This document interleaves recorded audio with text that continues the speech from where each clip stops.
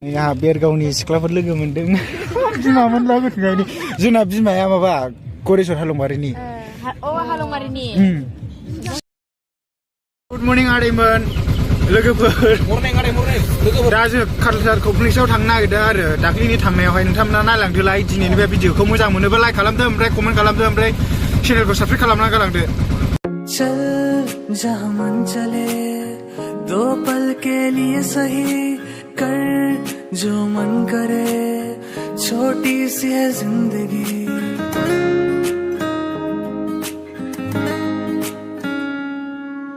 चल जहाँ मन चले दो पल के लिए सही नै बड'लेण्ड बास लाना फैसोगारदों मानसिफ्रा ओमफ्राय ओरैथिं गारि बासटेन आरो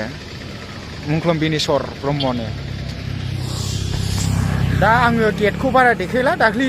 जाय भिडिअखौ नुवाखै बिसोर नायदो ओमफ्राय दा आं ओरैनो मोनफा मोननैल' खेबगोन आरोखि दाख्लिनि भिडिअखौ नायबानो मिथिजोबखागोन नोंसोर दा आङो फुल खेबथायला माखौबा प्रग्राम जानायखौल' खेबगोन गाइस दिनै बिराद सिख्लाफोर दङ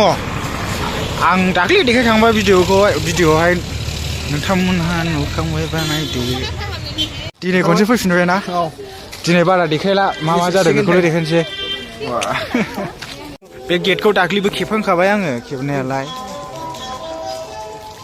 नै आदैया गाना मानसिनो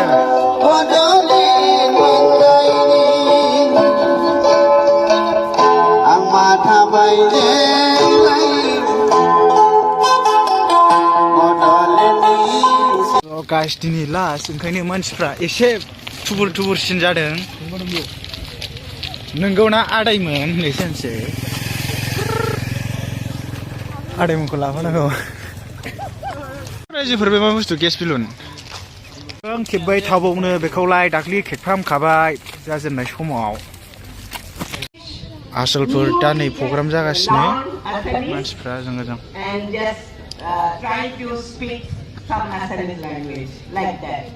आसलफोर नैबे गेलागुर आरोखि ओमफ्राय बिल्डिं बेवहाय मारै हाबबाय थाबावनांगौ जाखोब्रा दाख्लिसो हाबबाय जायगायानो गैया बेनोसै दाख्लि फैनायानो जाय दाख्लि नायखांबाय बेनो मिथिखाबाय राउन्ड बेनो लोगोफोर जाय फैनो गोसो फैनो हागोन आरोखि आं दाख्लि थारिखखौ खोन्थानो बावदों 5 तारिखनिफ्राय 11 तारिखसिम आरोखि बे मासनि नोंथांमोना फैनो हागोन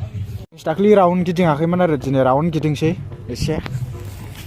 नोंथांमोना मोजां मोनोबा नायदो नायलांनानै ओमफ्राय मोजां मोनोबा चेनेलखौ साबस्क्राइब खालामना गालांदो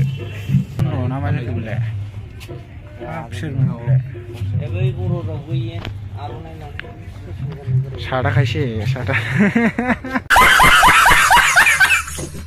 रायजोफोर मासरुम कालचार टेक्न'लजि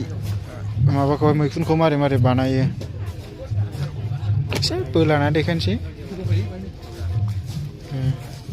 जाय आसाम सिभिल सार्भिसनि एग्जाम माबा फाथायो बिसोर नै नायनोबा APSC नि ओमफ्राय नै दामा गोगोमखा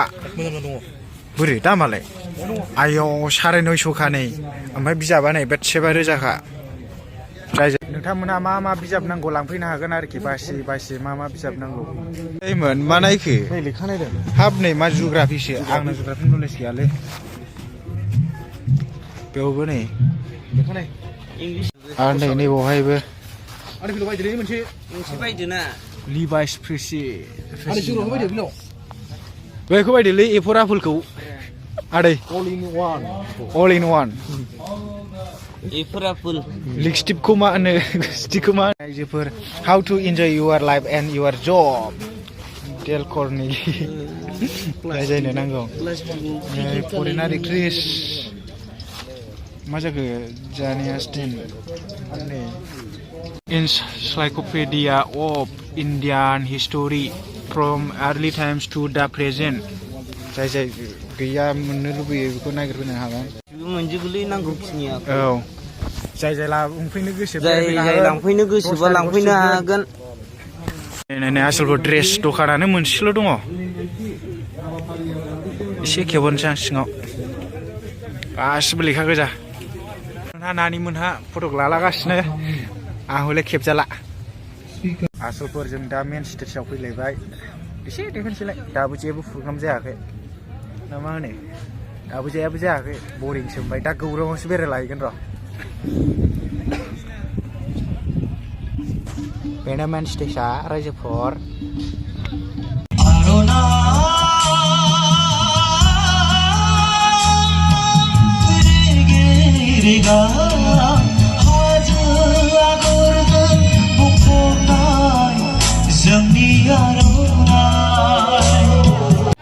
जालायबाय नै जानायनि टाइम ओंखाम जानोसैलाय दाख्लैनि एखेखा ओंख्रियाबो बयलार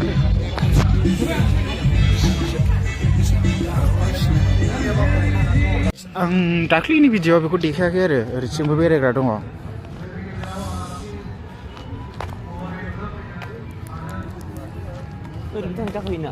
बेरायलायनोसै ओंखाम जाखांबाय हा ओंखाम जाखांबाय ओमफ्राय ओरै दसे बेरायफैबाय इसके बारे में जितना प्रसार मितेश निर्मोही जी ने सारा भारत में किया है तो ऐसा कोई भी नहीं किया आंहा बेरगावनि सिख्लाफोर लोगो मोनदों बिमामोन लागोथायनि जोंना बिमाया माबा गरेस्वर हालंबारिनि हालंबारिनि सिनायो ए मा गामि होनदोंमोनलाय जोंनिया बारांगाबारिसो बारांगाबारि माने ए एखेयानो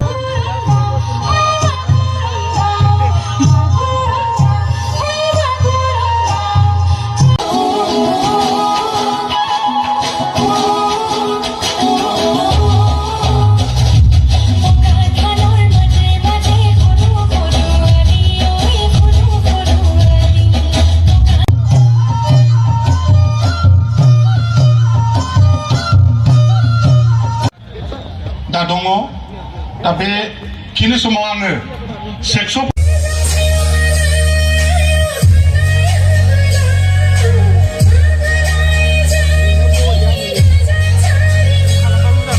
गाइस आं मोनायावहाय माबायदि भिउ नुयो बेखौ एसे देखायनाय जाबाय मोनायाव बेबायदि नुयो रायजोफोर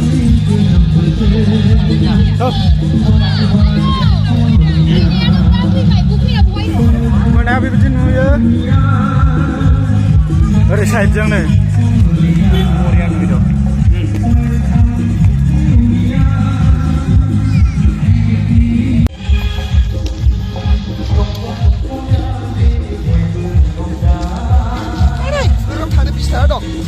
दहायनि बाव गान खनबाय थानाय खोनानो 50 थाखा होदां बिराद मोजां खनो ना मोदानो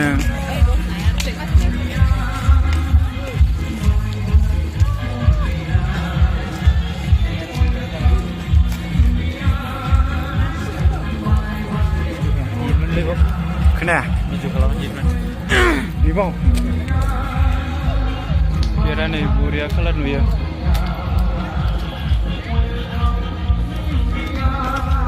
बाय बाय कालचार कमप्लेक्स नै आदैमोन आसोलफोर दतमा मोनफैफिनबाय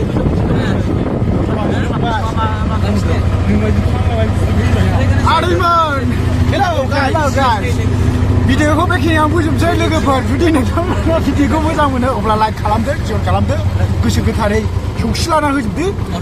दा नोंथांमोनहा मोजां मोनदोंमोन साबस्क्राइब खालामनांगौ आरो सौसिनाय नङा आरोखि लोगोफोर thank you for watching bye bye